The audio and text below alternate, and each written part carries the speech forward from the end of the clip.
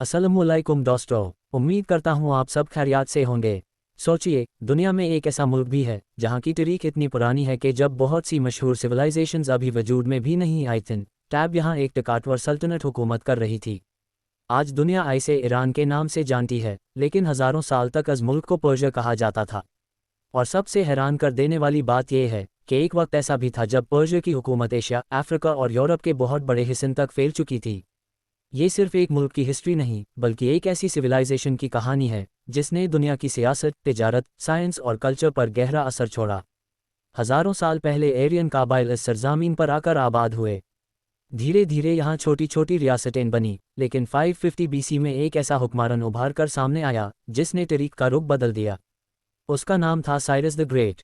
Cyrus ने मुख्तालिफ काबाइल और इलाकों को एक झंडा के नीचे जमा किया और अचेमेनिड एम्पायर की बुनियाद रखी। कुछ ही सालों में ये सल्तनत इंडिया के करीब से लेकर इजिप्ट और मेडिटेरेनियन तक फैल गई। साइरस सिर्फ एक फतह करने वाला बादशाह नहीं था, उसे इंसाफ और मजहबी आज़ादी देने वाले हुक्मरान के तौर पर भी याद किया जाता है। उसके बाद दारियस द ग्रेट हुक्मरान बना। उसने पर्शिया में नए रोड्स बनवाए, तिजारत को फ़रोग दिया और एक ऐसा पोस्टल सिस्टम शुरू किया जो उस ज़माने की सबसे एडवांस सर्विसेज में शुमार होता था।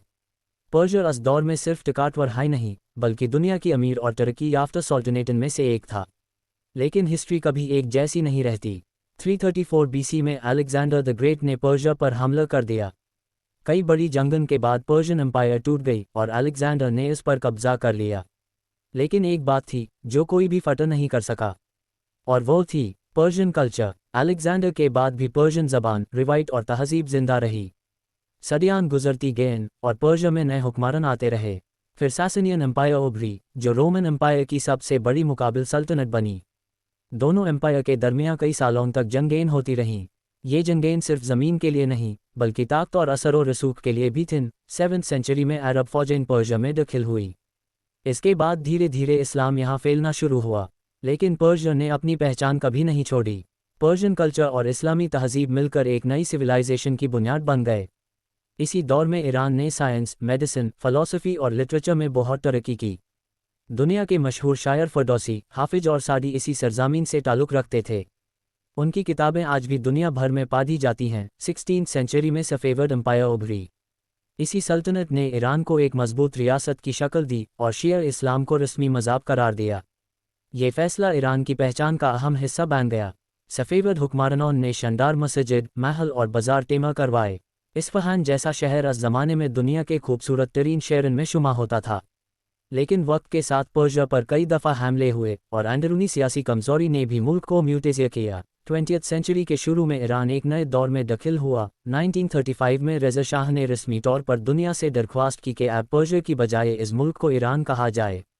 लेकिन असल तब्दीली 1979 में आई, जब ईरानियन रेवोल्यूशन ने पूरे मुल्क का सियासी निज़ाम बदल दिया। इस इनकलाब के बाद ईरान एक इस्लामिक रिपब्लिक बन गया।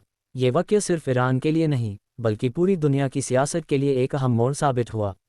आज का ईरान अपनी ऑयल और गैस रिसोर्सेज, पुरानी सिविलाइजेशन, आर्किटेक्चर और रिच कल्चर की वजह से मशहूर है। हर साल लाखों लोग पर्सेपोलिस के पुराने खंडरत, इस्फहान की मस्जिद और शिराज के बागा देखने आते हैं। लेकिन ईरान को समझना सिर्फ उसकी मॉडर्न बिल्डिंग्स या सियासत को देखना नहीं। असल ईरान उन पुराने महलों में छुपा है, उन शाहरहों में,